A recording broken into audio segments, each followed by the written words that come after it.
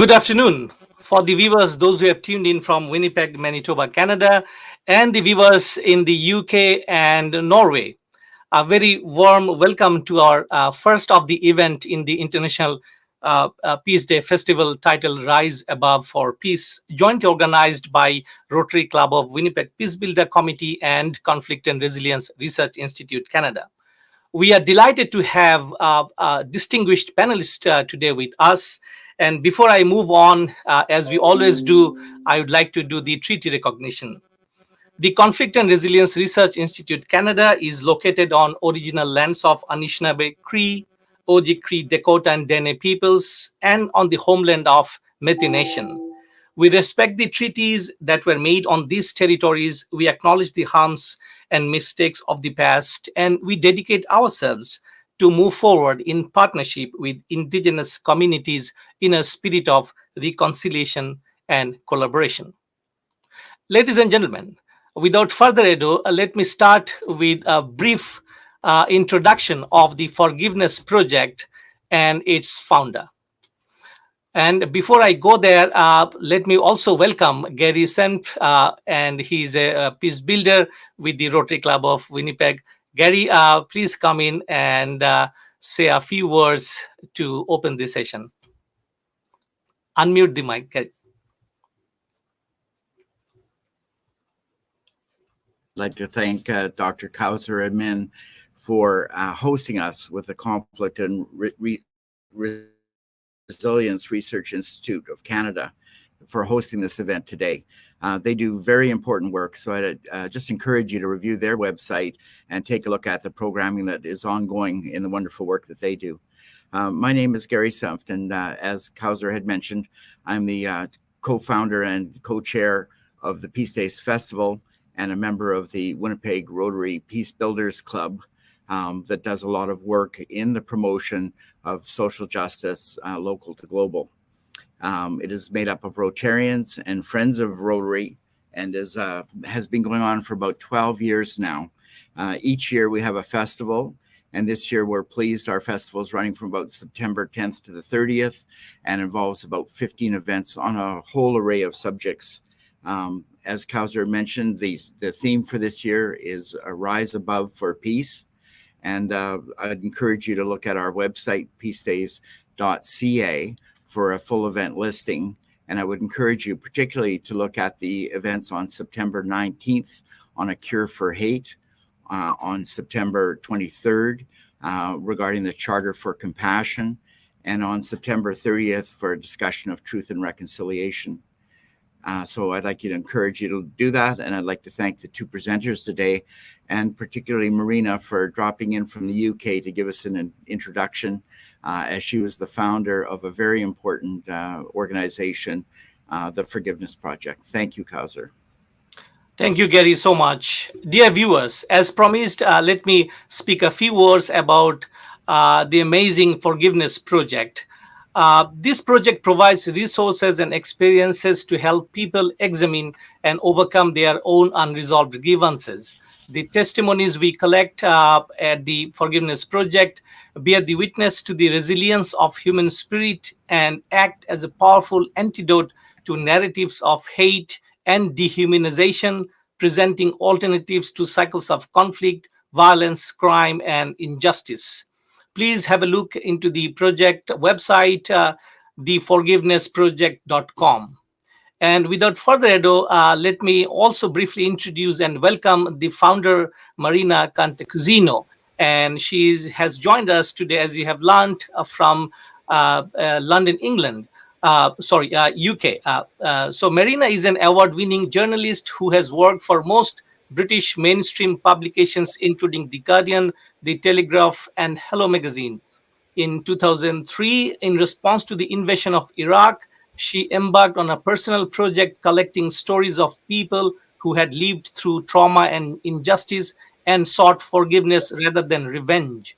As a result, Marina founded the Forgiveness Project and started speaking widely about the forgiveness and restorative storytelling. Without further ado, Marina, floor is yours. Thank you, and it's really a pleasure to be here today, and I'm really sorry I can't stay for more than 10 minutes because I had another event.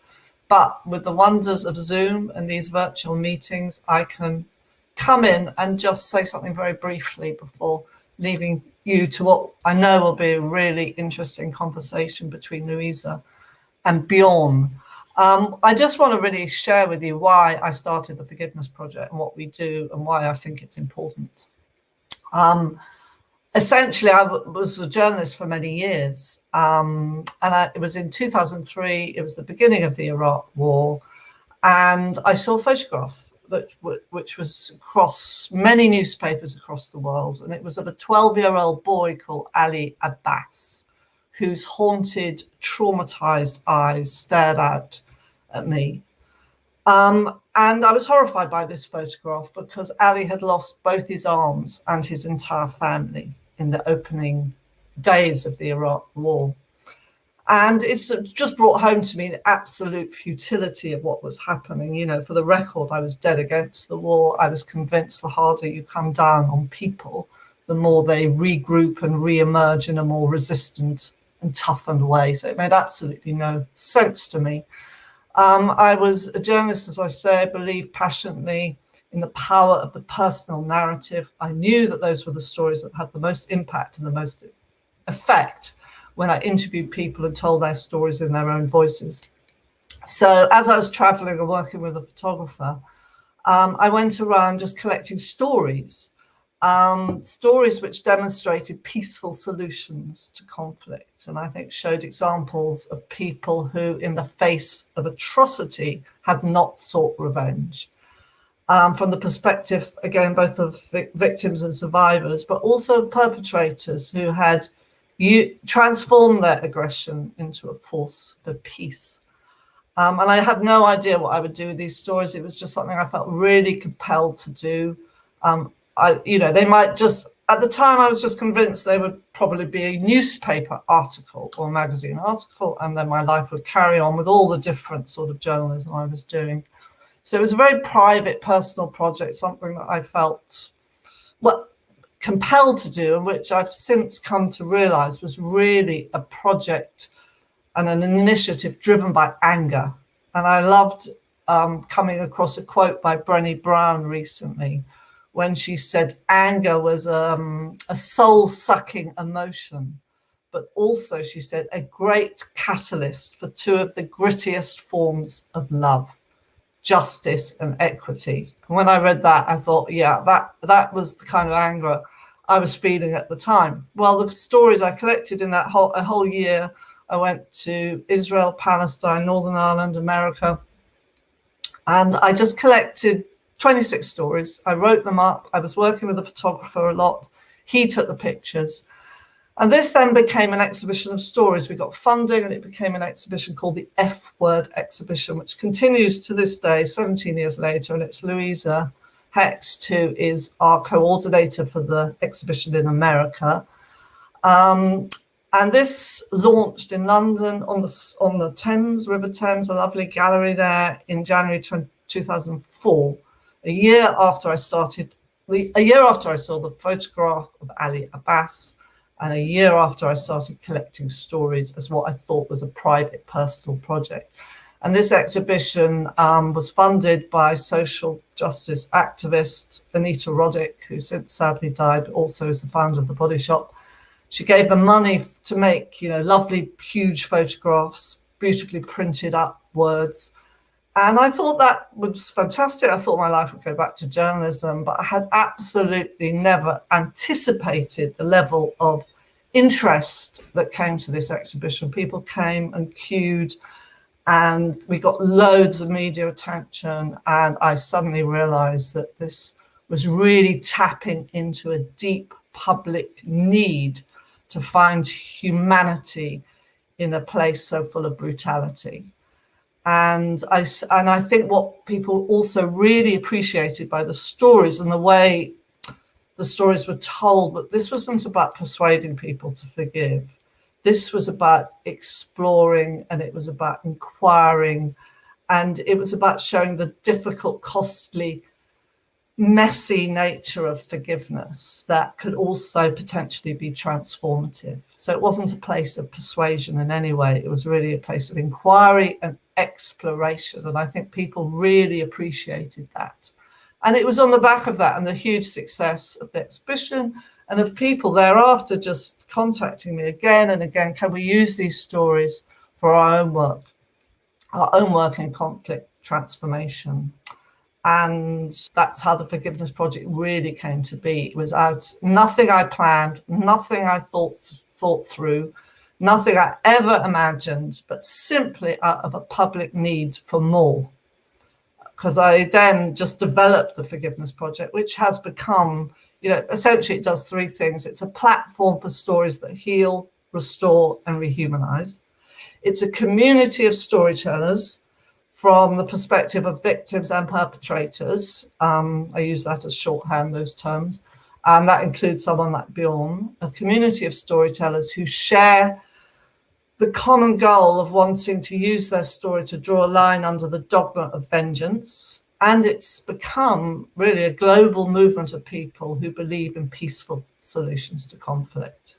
And I suppose underneath all of that, it's a resource, a kind of hub for exploring processes of forgiveness and all related concepts. And so it's used, in multiple ways, in multiple places. And we have a prison program, we have a podcast, publish books, put on events, run online courses. Still a tiny organization, but with a very, very far reach, I believe. And I think, that's just by way of introducing the subject of forgiveness. I mean, as I've said, it's difficult, it's costly, it's messy, and exasperating and contested territory. But it's potentially transformative. It's pain is the great motivator to forgive. And I'm fascinated by it. And I often say the more I look into it, the less I know.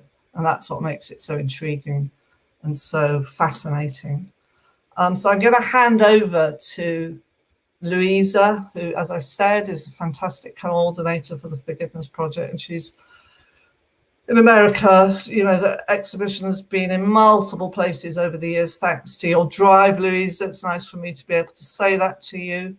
It's gone to synagogues and churches and universities, and I believe is about to be in this wonderful healing land in the Twin Cities called MEND, which you're just organising that at the moment. And Bjørn, I've also known for many years. I think we met a couple of years after the terrible events on Utøya Island. You share your story with the Forgiveness Project, and you've just done amazing work in countering violent extremism. I'm sure you'll go into that more, but I've forever been inspired by you, Bjørn, and you're in one of the podcasts, aren't you? The second podcast I did, if anyone wants to hear the F Word podcast. So I think I have to go. I'm so sorry not to be with you, but I just want to say have a great time and thank you for inviting me for this short time. Thank you so much, Marina. Such an inspiration. Dear viewers, please do follow the website of the Forgiveness Project. And once again, Marina, thank you for being with us, whatever time you could spare. But thank you so much. Bye. We miss you. Dear viewers, now let's move on to our main segment, which we termed actually Armchair Conversation. And you have already ideas about two of our, I would say, very distinguished speakers. One would mostly focus on Forgiveness Project, and other would speak and share, hopefully, his experiences of extremism. So let me introduce Louisa Hext, who is the North America coordinator for the F Word Stories of Forgiveness exhibit, and which is a program of the Forgiveness Project. This project, based in London, UK, as you have already heard, was founded by Marina in 2004. And Louisa shares perspectives around forgiveness, reconciliation, and conflict resolution, and how they can be used to impact positively on people's lives. She is a skilled and experienced mediator, consultant, and coach. She serves on the global team for the Charter of Compassion's, it's called Restorative Justice Sector. Please do visit Louisa's website, which is consultantshext.com. And also, I would like to together introduce Bjørn Ihler because both the panelists would be joining the discussion, and this is why let me have the privilege. Bjørn Ihler is a Norwegian peace activist and public speaker who chairs the Global Internet Forum to Counter Terrorism Independent Advisory Committee. He is a co-founder of Khalifa Ihler Institute and was a founding member of the project called Extremely Together Project, and through the Kofi Annan Foundation.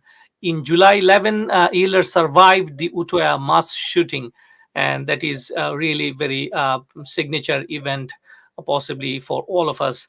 Ihler has written editorials for The Guardian, Huffington Post, and other publications on the topic of terrorism, and has participated in the Oslo Freedom Forum, which he spoke in 2016 about his experience of terrorism and his work to counter violent extremism.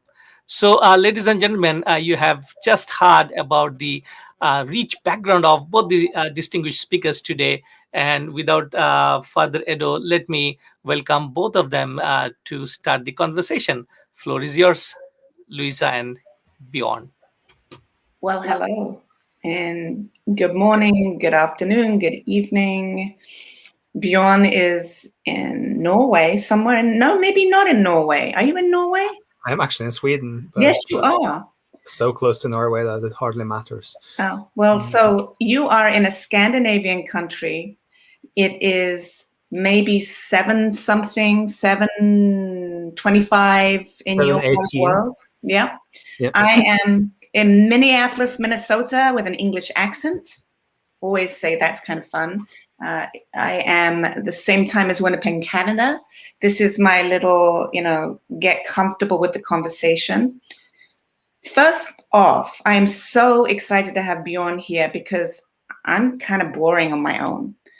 Bringing a storyteller into the midst is the most powerful thing that we could be doing.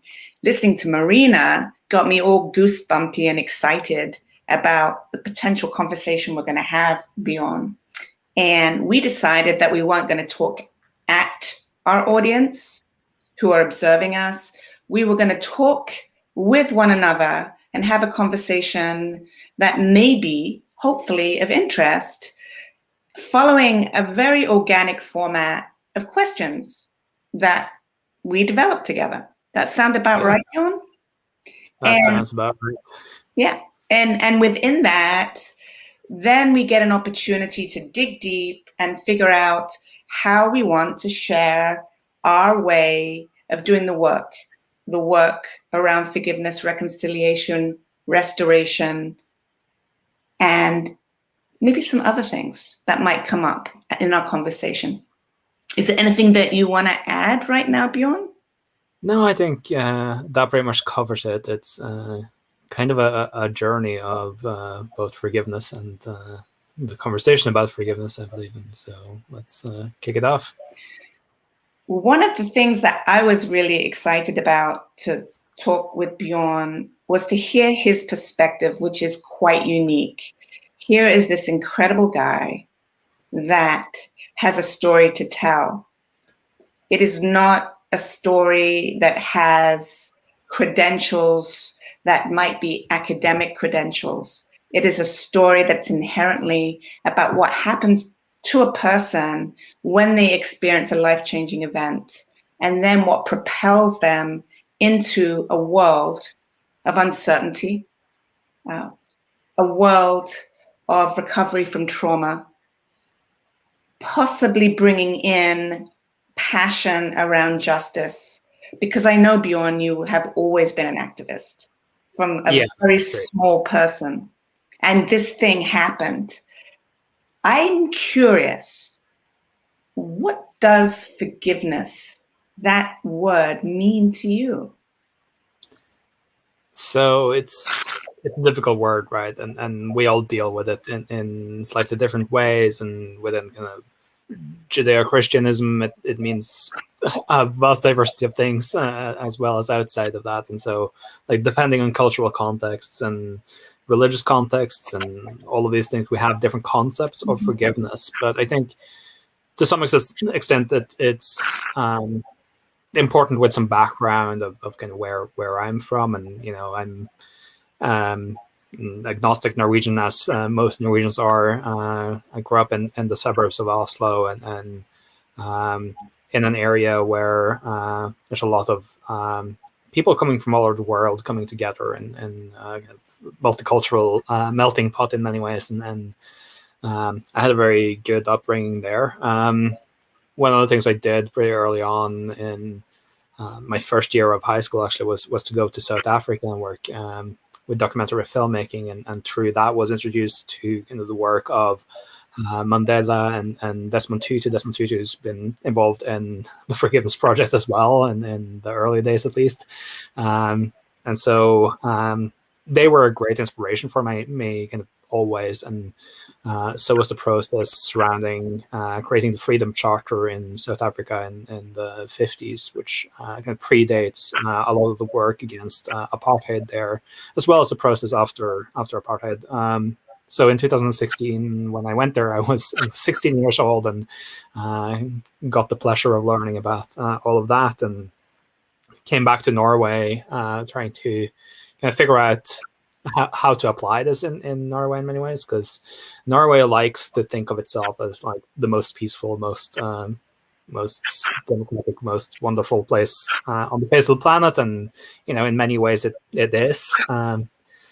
We shouldn't underappreciate what Norway actually is, but at the same time, there's pretty significant issues, and in particular, kind of racism was one that was very apparent in my neighborhood and in my upbringing, and there's this kind of socioeconomical class divide between the side of the city I was growing up on and the other side of the city, and so I kind of came back to Norway and wanted to build on kind of the reconciliation philosophy, really, of South Africa in some ways, in order to try to bridge some of those gaps that existed within my own neighborhood. And doing that led me into joining the political party, the Labour Youth Party, which then became the targets for a terrorist attack in 2011, so roughly 3 years later, where on Utøya Island, which has been mentioned a few times, there was a mass shooting where 69 people got murdered, and I very nearly got killed myself by a terrorist who earlier that same day had blown up the government headquarters of Norway and killed 8 people there. So 77 people in total were killed on the 22nd of July 2011, which is now a decade away, and it's been a wild ride of a decade in many ways, because on that day I came to terms with kind of that being the end for myself. Like I was pretty certain I was going to die that day, and so a lot of it became about like how to rebuild life essentially after that, and in that these concepts of reconciliation really became very helpful, something to frame some of my own experiences as well, and having learned about that prior to the attack is something I believe was really valuable. And then after the attack, being introduced to both of the work of the Oslo Freedom Forum, which Kausar reminded me of, really, and the work of amazing activists around the world who are doing really tricky work in really difficult situations, and also this idea of universality of human rights,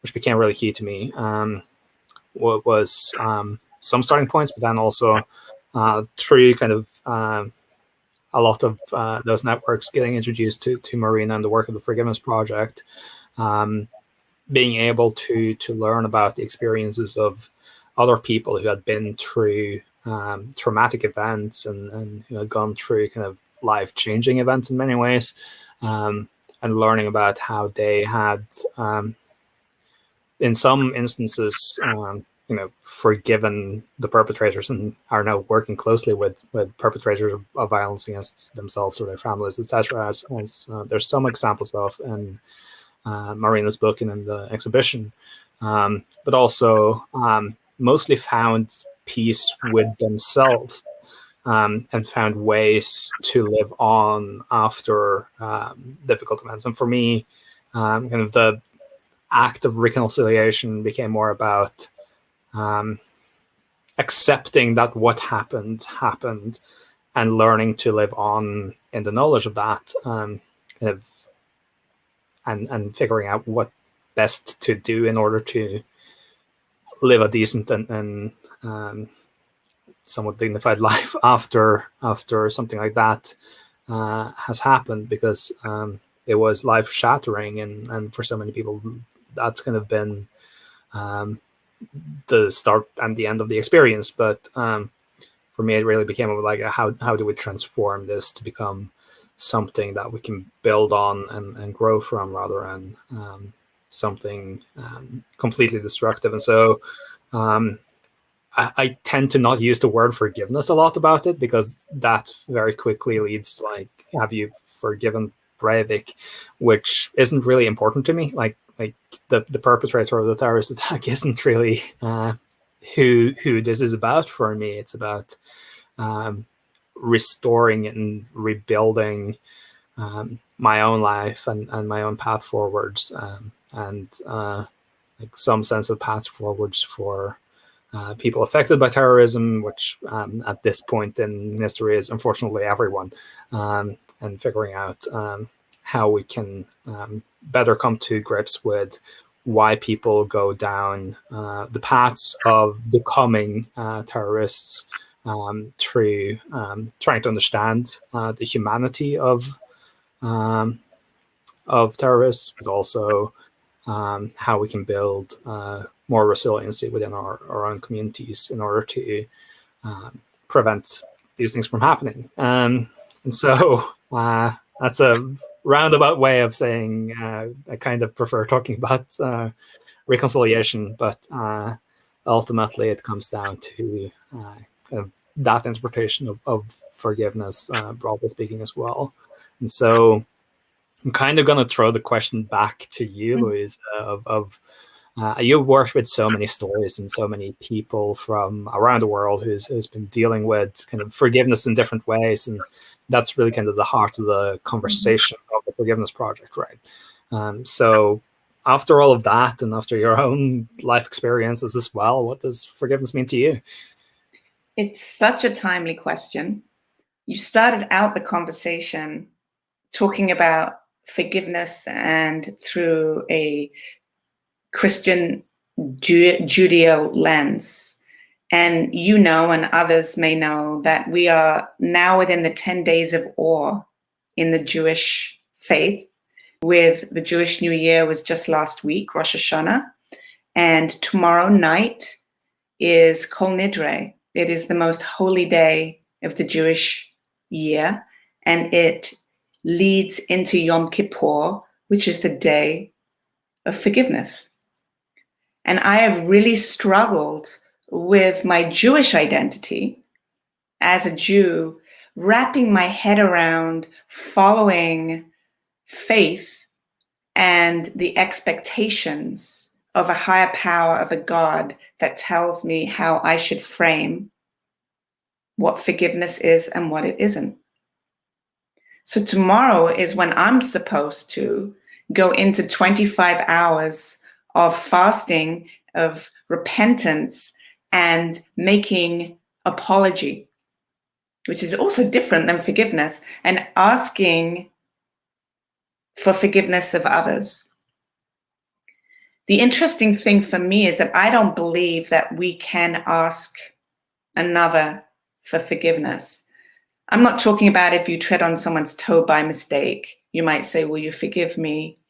It's kind of a tongue-in-cheek thing. You're feeling bad that you stepped on that person's toe. I'm talking about when a person harms another and you go to that other person and there's an expectation that they forgive, and therefore that means that everything's okay. For me, forgiveness isn't about that at all. Forgiveness was something that I didn't think about a ton until I got involved in the work of the Forgiveness Project. It's not that I didn't have compassion, I didn't have empathy, that I didn't have emotion toward the other. It isn't because I'm not accountable for my actions, because I have been harmed, but also I've harmed others. It was my work with Marina and a better understanding that has opened up what she describes as this very messy conversation about what does forgiveness mean to me, to you, to Gary, to Kausa, to everybody here.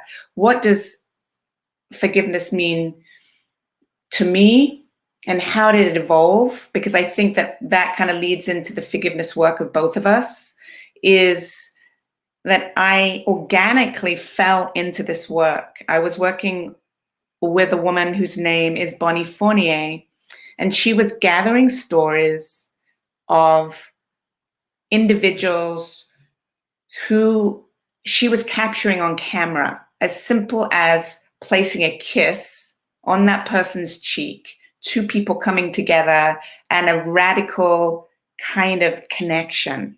And then she would take this photograph as the person kissed the individual's cheek.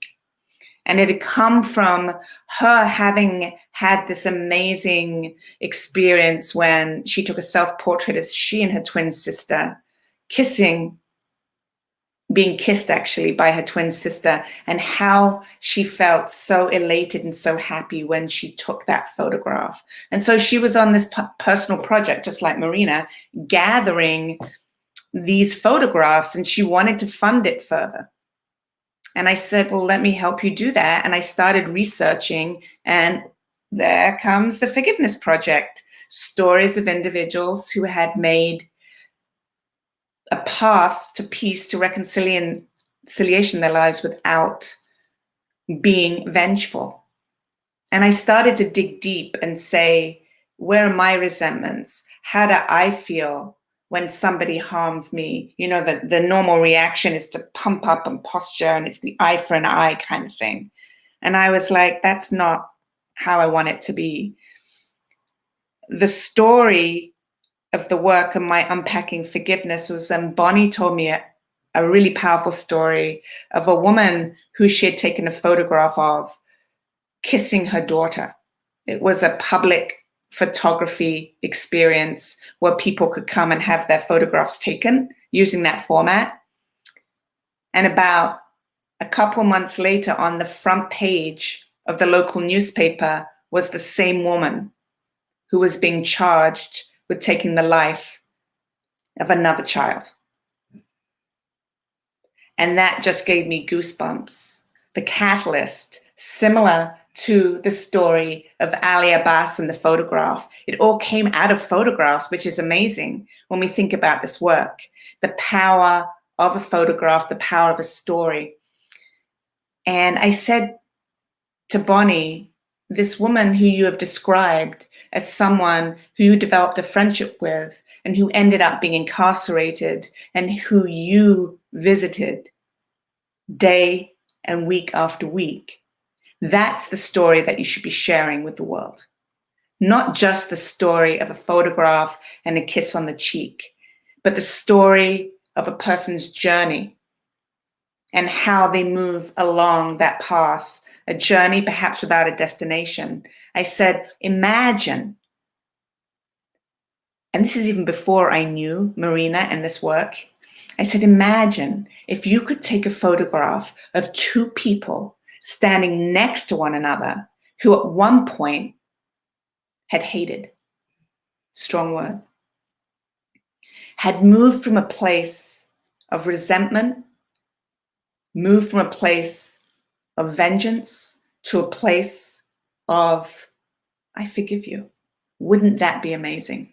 And that's how I got into the work. So forgiveness for me, wrapping it around, and then I'm going to pitch it back to you, is for me that none of this work is effective for me unless I look at myself and have a sense of forgiveness, empathy, compassion for self. Can I forgive another if I don't love, if I don't forgive, if I don't have compassion for someone else? I don't think I can offer you a definition. And that's not what the Forgiveness Project does. We offer a space for inquiry. I was waiting for Marina to share that, so I get to share it. A space for inquiry. So here's a story. Hold up that mirror to your own life. What resonates with you? What is the journey that you want to take? And I have met the most incredible people, such as yourself. And I knew you would say, you would kind of talk about reconciliation and not forgiveness, because what's important is that we don't package it up in a little box with a bow and say, this is what forgiveness is. I don't believe you can teach forgiveness. I believe it's something that we can strategize around, that we can wander around, we can consider, which we're going to talk about. And I hope I've addressed some of your interest, maybe not answered the question. Tell me more about your forgiveness work, and let me stack the question with another. Let me try this. I'll circle back if it doesn't work. Can the act of forgiving lead to self-healing? Because, I was talking about self-forgiveness. So how did you get in? We know how you got into the forgiveness work. Tell us more about your forgiveness work, your reconciliation work. Okay, we'll let you have that.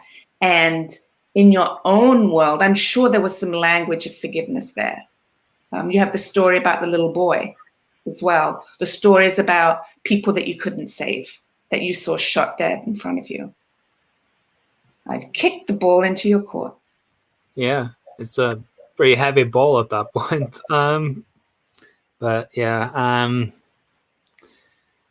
mean, in terms of like the self-healing, self-forgiveness side of it, one of the things that is kind of fairly typical in the kind of trauma I went through is this sense of survivor's guilt, which obviously a lot of people are struggling with who go through events like that. And so like part of reconciling with the event itself is, learning to also reconcile with yourself in some sort of way. And self-forgiveness is one kind of key element of that.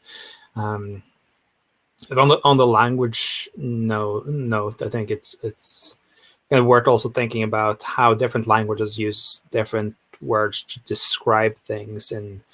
In Norwegian, like there's different context to the different words, like that loosely translates to forgiveness and reconciliation, and so that also is an element of it. But humanity is humanity everywhere, and so we kind of have these fairly common mechanisms of how we deal with things when they happen. And as you say, like on Utøya Island, there were people I was thankfully able to possibly play some sort of role in helping, at least. And then there were people who I couldn't help, and that's been one element of it, but also kind of coming to terms with the event itself in many ways has been really key in that. There were kind of technically a lot of things that went wrong that day, right? Like the police spent like more than an hour getting to the island. The National Broadcasting Company were having a helicopter in the air that everyone believed was a police helicopter, and so that might have tempted people to come out from hiding spots, etc. Like there's a lot of things that didn't go well and might have also and caused the event to be worse than what it would otherwise have been. And so it's been about like both, to some extent, coming to terms with my own role in that, but also coming to terms with other people's role in that, and at the end of the day, kind of also realizing that people are people and try to do their best in already horrible situation. there's very little more we can do. And that same thinking applies to myself as well. Like, I was doing my best.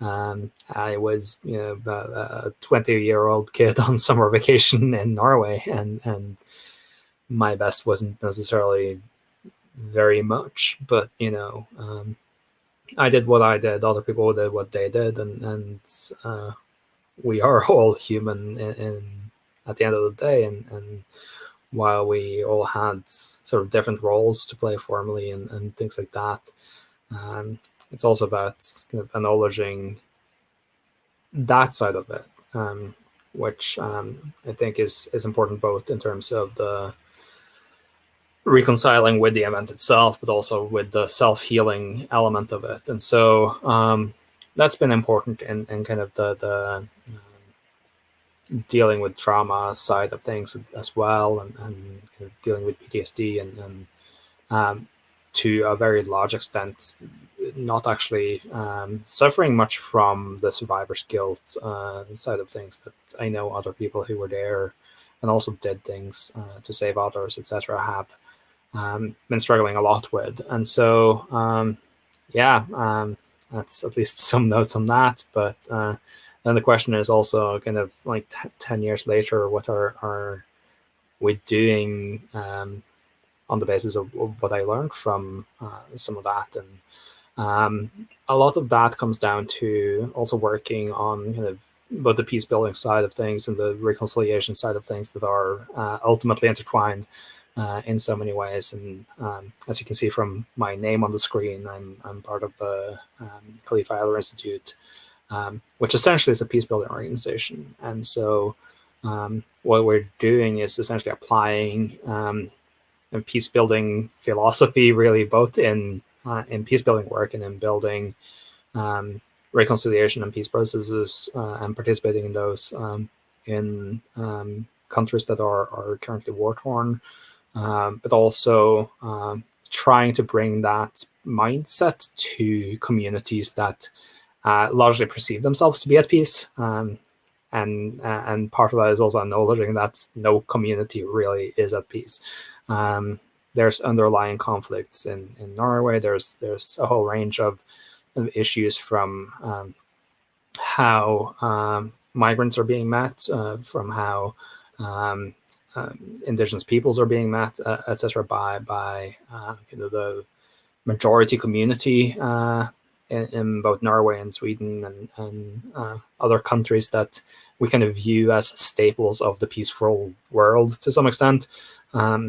That really are, if you look at them with a microscope, sometimes really, really disturbing and cause to really kind of damaging things at a larger scale within those societies. And I fundamentally believe that one of the reasons why Breivik became a terrorist in Norway is some of that those unresolved conflicts that exist within Norwegian society, in particular when it comes to the general kind of racism and Islamophobia that's existing within Norwegian society, as is also reflected in kind of everything from parliamentary elections to the day-to-day experiences of minorities across Norway, but also that ties into the history of the country, right?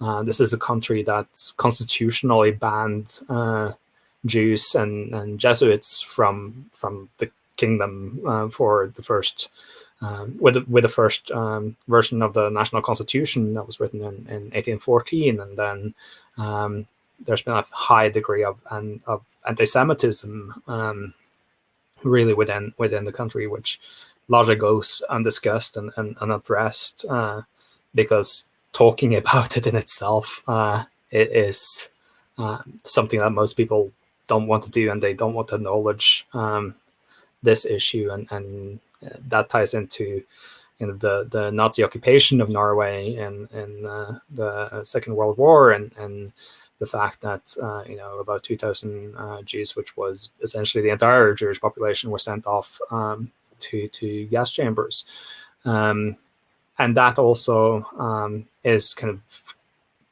intertwined with the fact that the Sami population, the indigenous peoples of the north of Scandinavia and Russia, have been persecuted and were subjected to kind of mass sterilization and lobotomization. Their kids were taken away and sent to special schools, etc., up until the 1970s.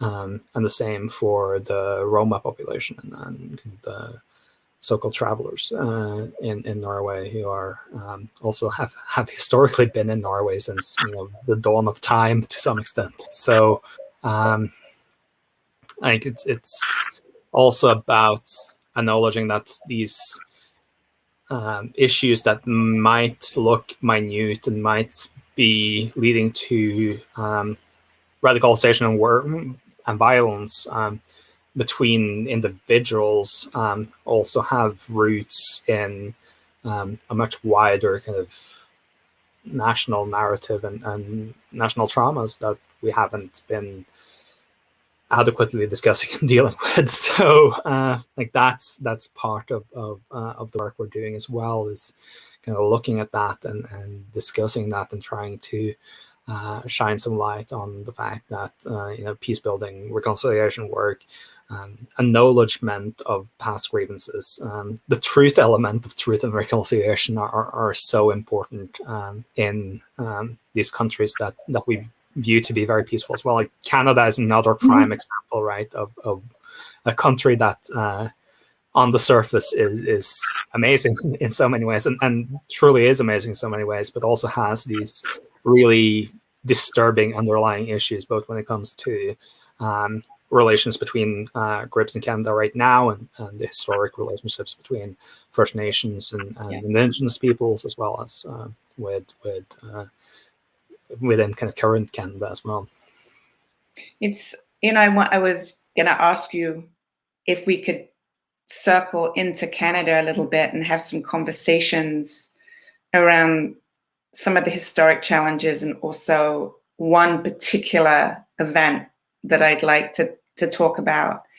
Now, just a little piece of, it's not really trivia, but something I'd like to introduce here. When you talk about the history of First Nations people, Indigenous communities in Canada, is my experience coming into Canada as a woman, coming into Winnipeg, and particularly in conversations I've had with Gary, I've had with you, Bjørn, about being absolutely,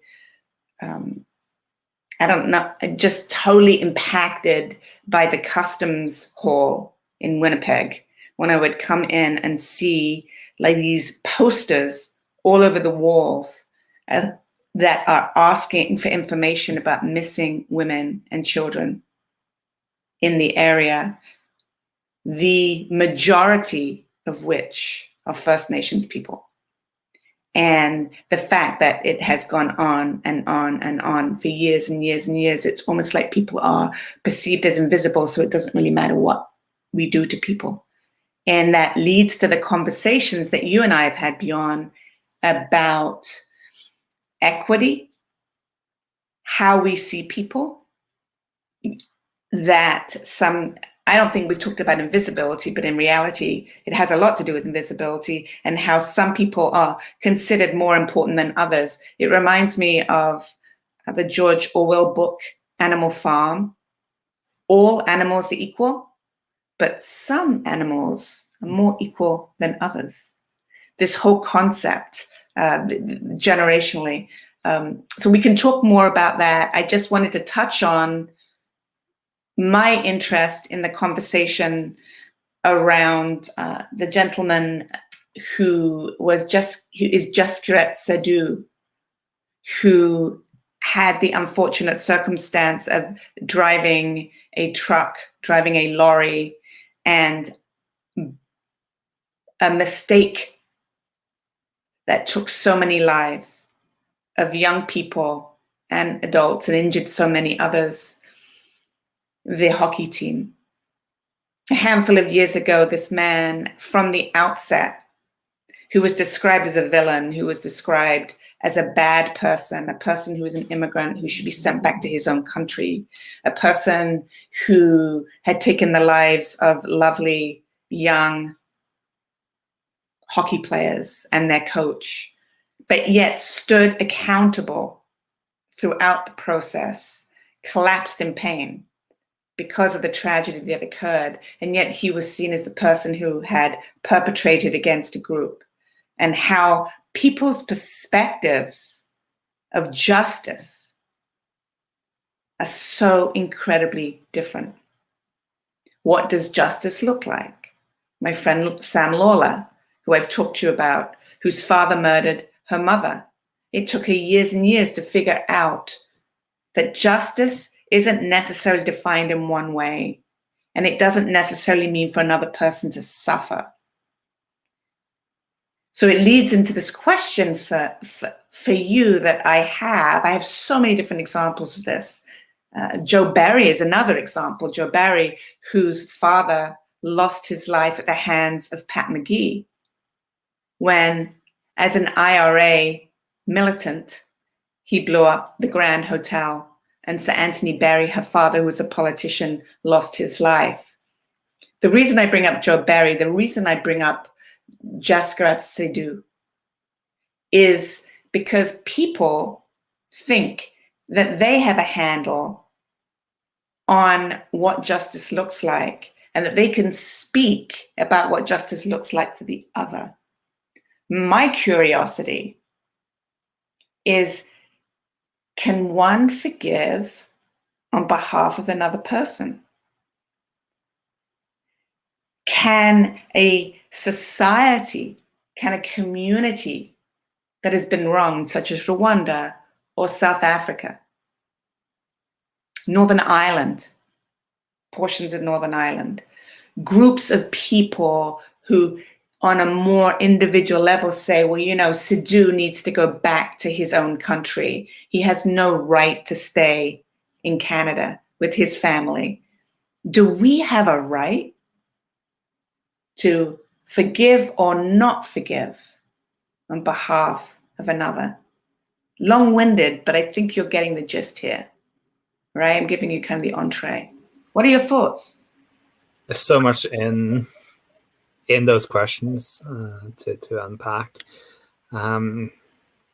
Ultimately, it comes down to like the recognition of human value and whether we have faith in humanity or don't have faith in humanity. And ultimately, I'm a guy with quite a high level of faith in humanity. I think I do believe in the best in people, and I think one central element when it comes to kind of the question of justice is some things you can't justify in like the eye for an eye way, like logically, right?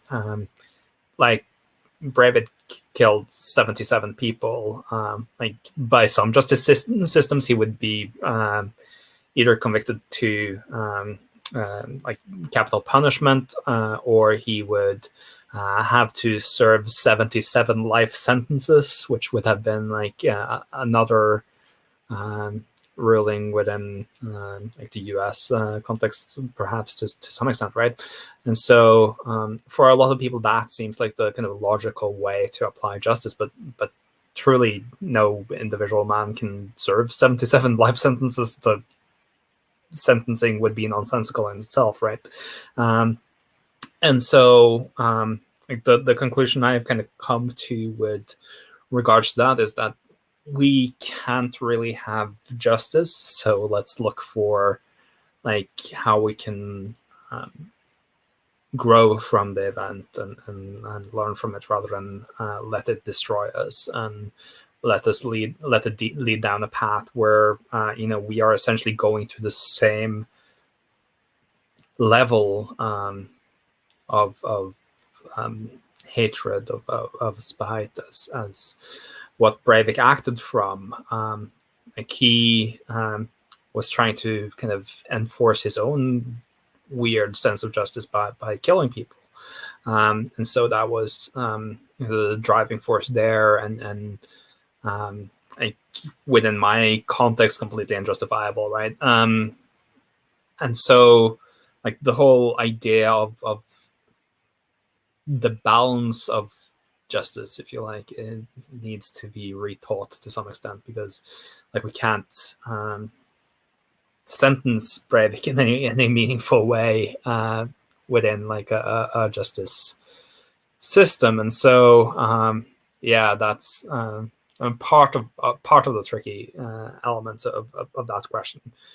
But then the question is kind of what are we left with if we don't have kind of the mechanisms of the justice system, and that's really where equity might be another way of going, where, you know, equality before the law, the belief in the equal value of all humans, it becomes central elements. Now, in 2011, 2012, during the trial against Breivik, there were plenty of people who wanted to change the legal system within Norway in order to sentence him more severely. There were people who wanted to, like, Norway doesn't really have life sentences. The maximum sentence at the time was 21 years. And then after 21 years, that can be renewed every 4 years indefinitely if he's still deemed to be a threat to society. But the core principle of the justice system is really rehabilitation, right? Like the goal of the prison system in Norway is that people should be able to come out again of prison and not pose a threat to society. And so it was a really hard time for the Norwegian justice system that very rarely has to deal with this kind of cases in the first place to kind of reckon with. And so like for me, it became much more important to stay true to the principles upon which the system was built, to stay true to the belief in humanity and belief in the quality of humanity, and the belief that everyone should be seen as equal, at least within, you know, the structures of government and the structures of our country, and kind of the philosophical framework upon which it's built. And staying true to that also became important because that gives us the opportunity to like basically, to some extent, show Breivik that there is a better way, and show the rest of humanity that there is a way forwards for a community by applying and firmly sticking to these values of humanity and of we're striving towards rehabilitation and striving towards like the betterment of our society, rather than going down to kind of core desires of vengeance, which is what we've seen in so many instances of terrorism around the world. And that kind of opens the philosophical question that quite often is being asked, like, what would have happened to Norway if Breivik happened to not be a white Norwegian dude, which, you know, we've seen in so many places around the world where it's been much easier to externalize the perpetrators of acts of terrorism. We've seen it in France, in Austria, in Germany, and like Sweden. The answer to that, I don't know. But sadly, I fear that, you know, Norway would have gone to kind of in a hard right direction of becoming more fearful, more hateful of our minorities than what Norway already is. And so that could potentially have been really damaging. But that isn't for lack of trying to externalize Breivik as well. Like, there were these attempts at making him out to be, you know, not mentally like there in any way. And there were kind of these attempts at dehumanizing him, really, like making him out to be a monster, etc., and like taking away that human element of him, which would have made him easier to deal with as something different from us. And those attempts could have led down the potential route of dealing with him in a way governed by vengeance, in a very similar way to how he dealt with us, because like ultimately at the end of the day, he didn't recognize our humanity and our human value. By kind of radically showing him humanity and showing him human value and showing the world to some extent humanity and human value, I really hope that we're setting an example for a different way of dealing with the whole concept of justice in the context of these events. And I hope that can be something that also is being applied in contexts where it is easier to externalize the perpetrators of terrorist attacks. I wanted to add in there, before I forget, I'm kind of dying to add on to what you're saying. I kind of jumped in, but it is an armchair conversation. It just reminds me of this conversation that I've had with many people about Joe Berry, whose path to reconciliation was to meet Pat McGee, who was the person who ultimately took her father's life. And I observed a previously recorded speech that they did, because they do a lot of public presentations together. So that there's been a path where there has been a reconciliation. I don't believe that I can say that Joe forgave Pat. Yet what I do see and what she's told me is that she has been able to have a conversation with him, to have the empathy to recognize that his journey and his story, while she might not agree with it, there is a sense of understanding. And so she talks about her perspective with Pat on the stage or in a public forum. And what blew me away was when I saw a man get up in the audience. And remember, this was pre-recorded. I'm observing it. I'm an English girl who grew up in London at the height of the Northern Irish Troubles. I went to school on public transportation where there were no rubbish bins, AKA trash cans, for fear that someone would plant a bomb. I was a kid close to St. James's Park when the band shell got blown up. I lived and breathed the violence as a kid, just going to school. And so I had a perspective of what these troubles were. There were terrorist things, but I didn't have a big understanding that it was rooted in faith. And it was rooted in loyalty or lack of loyalty. And this guy got up in the audience and he reamed Joe Berry. How dare you forgive this man?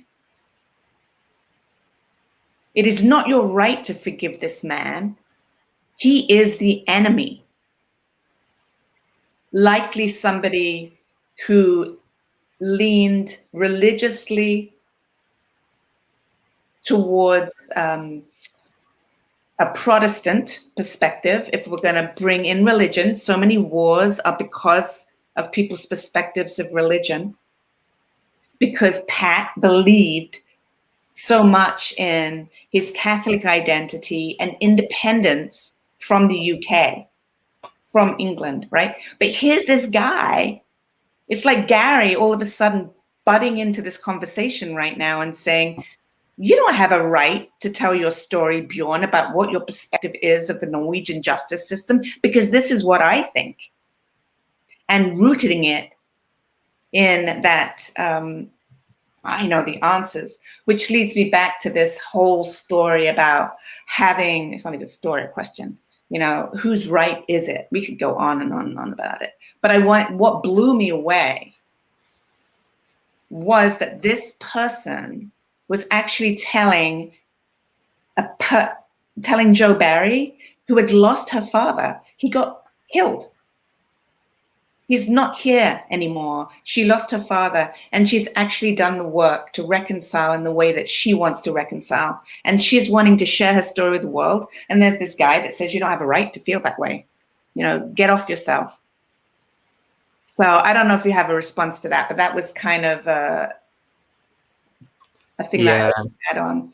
I know both Joe and Pat quite well, and Joe is a very dear friend of mine, and we've done some of these talks and panels together, and it is always quite interesting to see what we're meeting in the audience, and sometimes it's things like this, and I think ultimately, like what we need to recognize is that everyone is on their own paths with regards to forgiveness, right? Like Pat's acts in Brighton, where he planted this bomb at the Brighton Grand Hotel.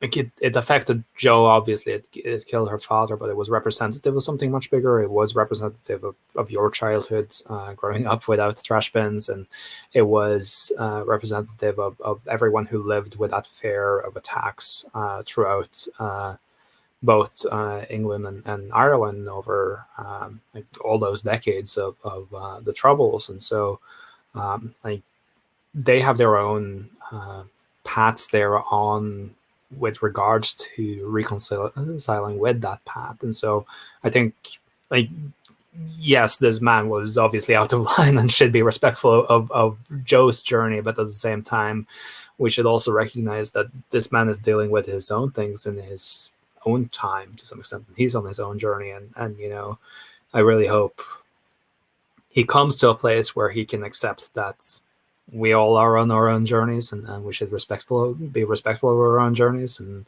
I hope he comes to a place where he can reconcile with the past in some way or another. But intervening like that in the conversation is not necessarily the way of doing it. And then there is the question of kind of the societal reconciliation versus personal reconciliation, right? Like, we as societies have our ways of dealing with things. Like, there's the formalities of peace processes, there's the formalities of justice systems, there's the formalities of democratization and all of these things.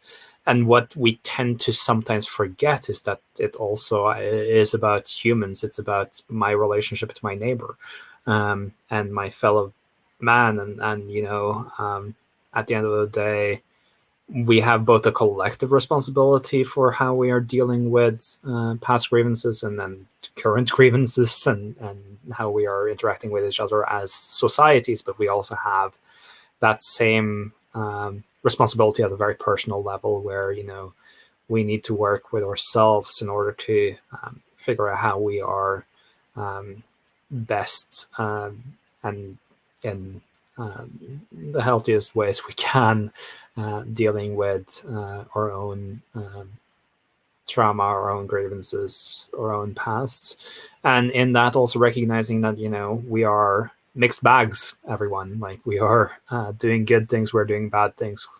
I think another thing that Joe says about having met with Pat is really that after about 20 years at this point, conversations with Pat, she's recognizing that if she had lived his life, she could have ended up in the same place as Pat did.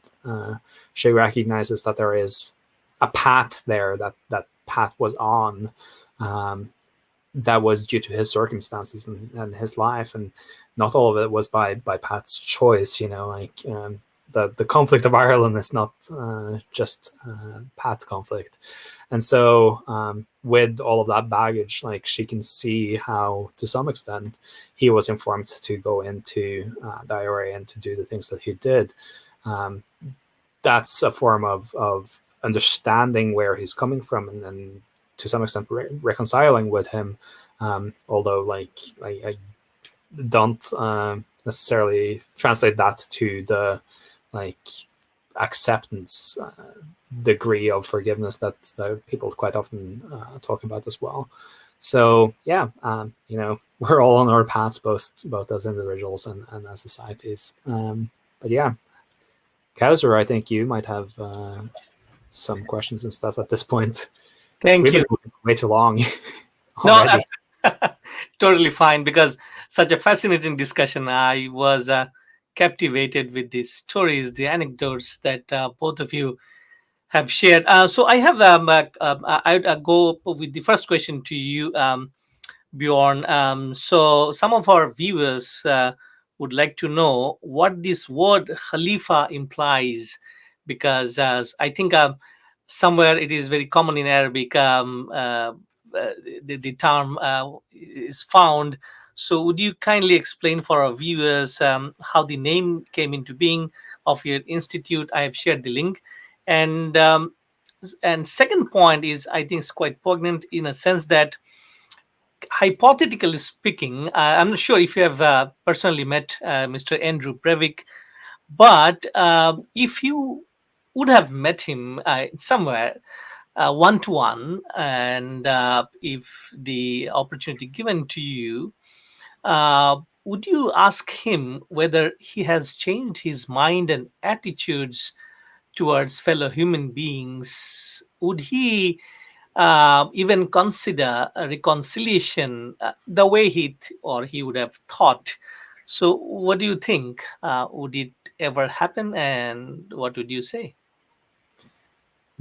Both good questions. So let's start with the first one. The Khalifa in the Khalifa Ihler Institute is the name of my excellent partner and co-founder, Asma Khalifa. So if you go to the About section on the website, it will become very evident that the co-founders of the Khalifa Ihler Institute are Asma Khalifa and Bjørn Ihler. Asma is an excellent peacemaker and works a lot on building peace in her home country, which is Libya.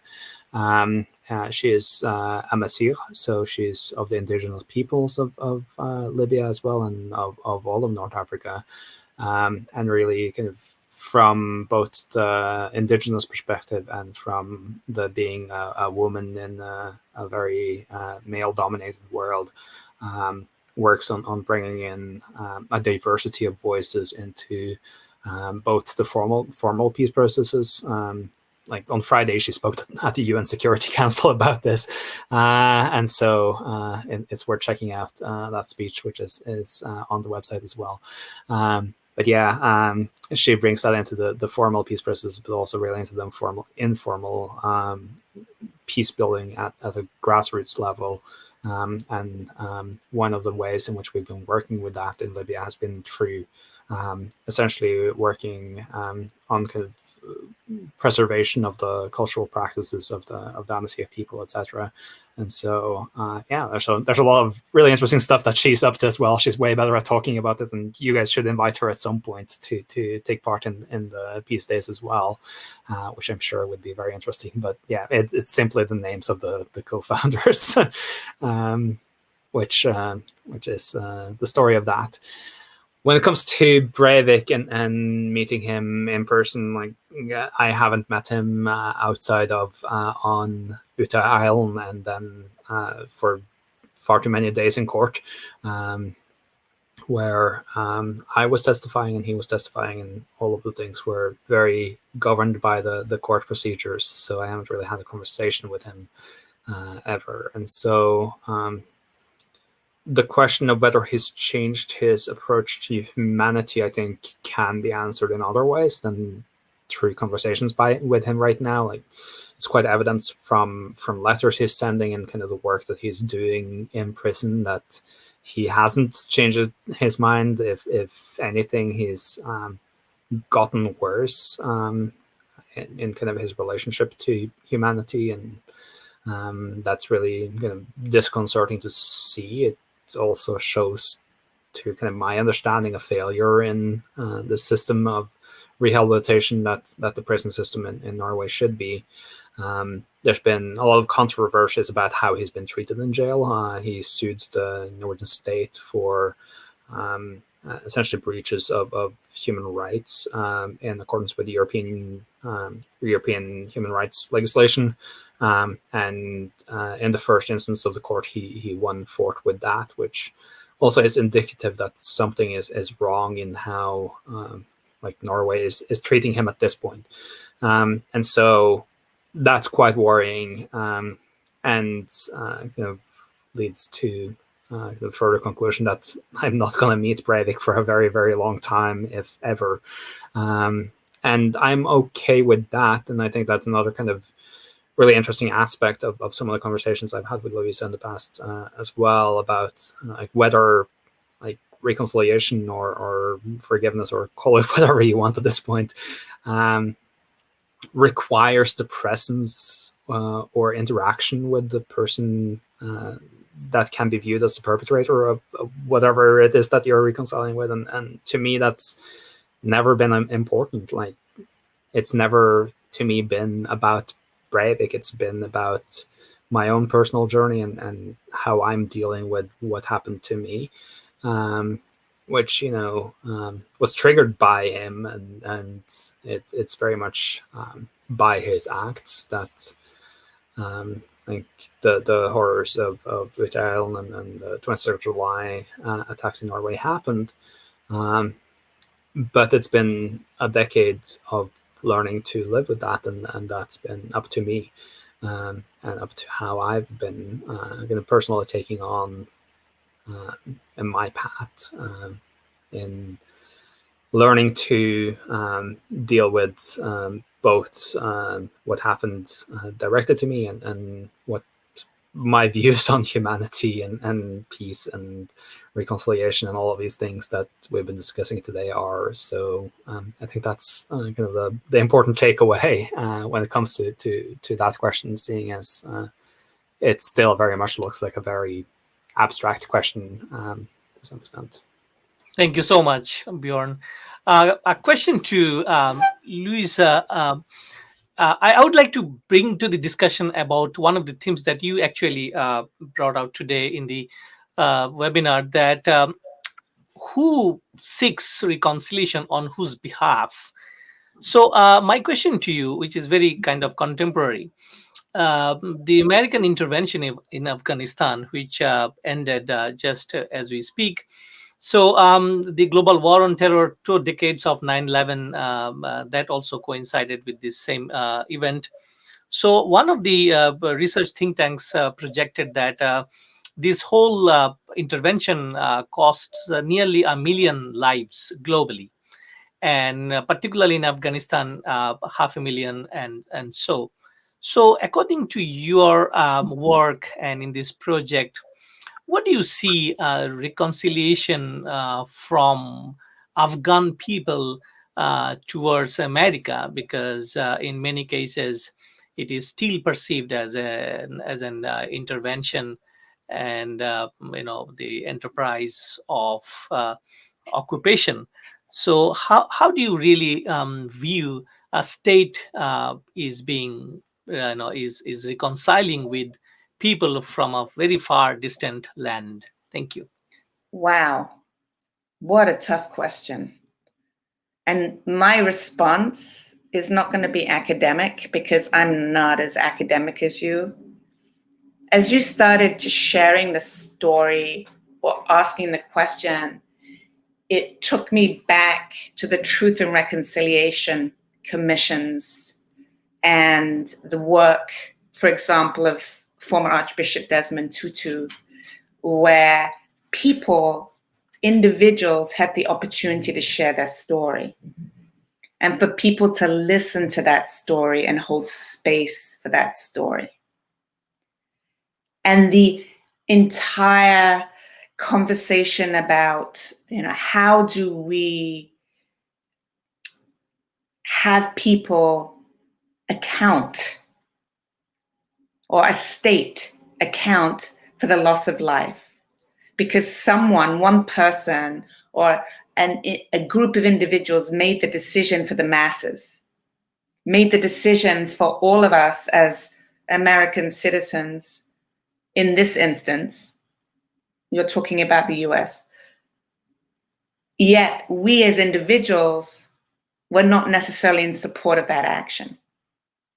It's so complicated. For me, if I could hold space and listen to the stories of the other and expect people to account for the loss of life, the lack of judgment, the unwillingness to consider an alternative approach, that's the approach I would take. In addition, because the United States is a wealthy country, and thinking about this through the lens of reparations and money, it also brings up for me this conversation. That's a very important conversation. Not the best conversation for me as a white woman, but the conversation, because I don't understand all of the intricacies of this, but to pay it forward. Maybe not pay it back, but pay it forward. So I don't even know if I'm answering your question, but that Rwanda is another example. Absolutely. Right? So is that a little bit, am I answering? Yes, it is. It is. Of course, I just wanted to bring these dynamics. So, ladies and gentlemen, dear viewers, we are hitting the last couple of minutes mark in our clock. So traditionally, we go back to our distinguished panelists to have their last words. I mean, based on this important webinar theme. So I would request Bjørn Ihler to first wrap up his discussion and followed by Louisa Hext. Then we would invite our one of the advisors, Gary Senft, and today's event planner and organizer to say his words. Bjørn, floor is yours, sir. Thank you so much, Kauser, and thank you to Gary and Louisa as well for facilitating this conversation, and to all of you who are listening to us ramble on for an hour and a half. I think it's important to acknowledge that this is a 90-minute part of a conversation that I've been having for a decade at this point.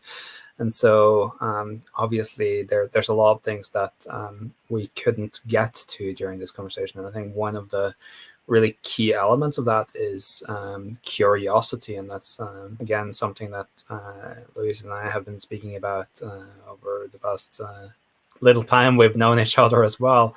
Kind of the fact that approaching the things that happens to us and the people who do them to us to some extent with curiosity also leads to an approach where we can understand to a larger extent. So curiosity combined with empathy, it becomes then about understanding the paths that other people are on and their journeys and how they got to where they are.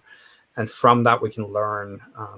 And to me, the learning element is really important in trying to help people be on better paths. Like if we could have seen Breivik, if we could have met him with curiosity and with empathy prior to 2011, prior to him deciding to go down the route he went down, would we have been able to bring him onto a different path, onto a path where he wouldn't have done what he did? Perhaps. And so bringing that into our everyday lives, into every encounter we have, that we should be meeting people with curiosity and empathy and try to understand where they are and how they got there, but also if they need help, if there is a place where we need to meet someone with kindness, with support, with all of the tools we have in our toolbox of just being human beings in societies.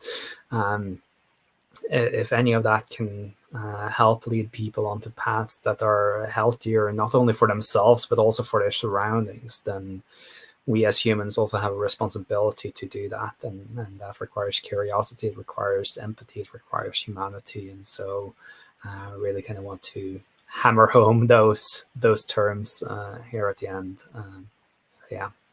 Thank you so much. Louisa, please. I think I just want to end this with a quote that I think is all powerful, words that were offered by Alexander Solzhenitsyn, a very well-known philosopher, writer, that really comes home to me, and I think we'll go, darn, I wish we could talk more about this. Yet it has to do with everything we've been talking about and how we describe or have a tendency to describe the actions that people take as part of their entire humanity. That we are complicated beings and actions are not entirely everything about all of us combined, right? That when I make a mistake, that doesn't mean I'm a bad person inherently. So he said, if only there were evil people somewhere insidiously committing evil deeds, and it were necessary only to separate them from the rest of us and destroy them. He said, but the line dividing good and evil cuts through the heart of every human being. And who is willing to destroy a piece of his own heart? The idea that we can just get rid of the bad guys, that we can just lock them up and throw away the key, that we can have capital punishment and just get rid of the dregs of the earth is not the solution. The solution is to look at the humanity of the other, just like Bjørn had said, or as Atticus Finch said in To Kill a Mockingbird, to get inside that person's skin and walk around in it for a bit. The power of empathy. Joe Barry, the power of empathy. Being curious. That's my passion in this work. And I would love to have more conversations with all of you. I hope that there are people in the audience that would like to continue these conversations. And I know for a fact that Bjørn and I would like to continue them with you. So thanks a lot, Kelsey and Gary. And I think that Gary is going to have the closing words. Is that correct? Yes, Gary. Thank you very much. So firstly, I would like to thank the three of you. Kelsey always provides an amazing host platform for these types of discussions. I'd like to think about dialogue over monologue. So you've had a bit of a chat here that I think was quite profound and very engaging. I'd like to think that more joins us than separates us, that we should use great care when we think of the other, really. In what way? You know, we probably, again, if we could sit around a plate of food or a song or a poem, we might land in a different place. And so I think, you know, that's important. And I think positive belonging, and Bjørn, you know, you were very eloquent in how do you join with someone and talk to them, get them to understand and create a positive sense of belonging. And then in addition to that, you personally have gone through a lot of trauma. So many people have gone through trauma. How do we work to help in the instance of discussion of trauma and trauma relief, just to be a more whole person, so that we can achieve, you know, as much equality and our own abilities as we can. So, you know, thank you to all of you. These dialogues will continue a bit, Louisa. If you look at our Peace Days website, we have a week of very powerful comments, including one coming up with Tony McAleer, who was also engaged with the Forgiveness Project at one point, and is working on a project called The Cure for Hate. So coming from a position of a white supremacist to joining with people and then seeking his own form of redemption is quite powerful. Compassion is a key word, I think. And on September 23rd, we're dealing with them, or talking to Marilyn Turkovich around the concept of a charter for compassion. And then Brad Regier, an Indigenous lawyer from Winnipeg here, is going to be speaking on truth and reconciliation. And those are only 3 of about 15 events that I'd mentioned. So thank you to all of you, and a wonderful day in terms of your words. So much to think about. Thank you so much, Gary. Thank you. So dear viewers, we would like to conclude our session, and we would like to express our gratitude for being with us for past 1 hour, 30 minutes. And I'm sure, like me, you would be feeling more of of more knowledge about Forgiveness Project, and particularly the work of Bjørn Ihler and his institute. And they are doing a phenomenal work, and including our phenomenal speaker, Louisa Hext, who also joined us in the past during the Winnipeg Anti-Racism Week. And we deeply express our gratitude, Louisa, for being with us in that event as well. Just to conclude, I would like to share my own idea of forgiveness, because that came so many times during the past 1 hour, 30 minutes.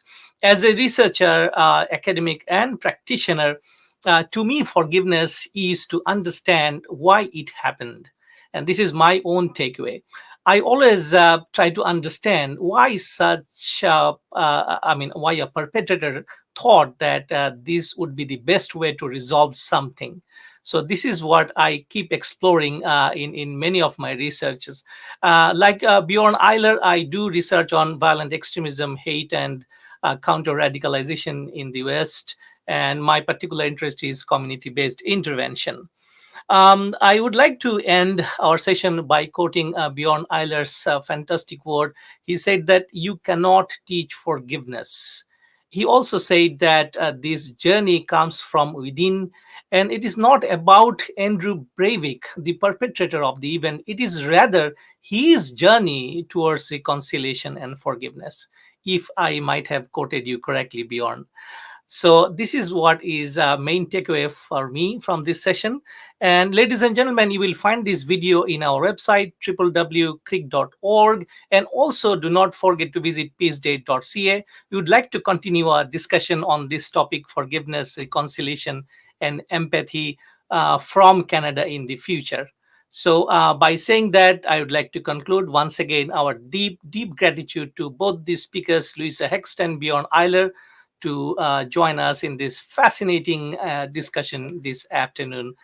And wherever you stay safe and stay well.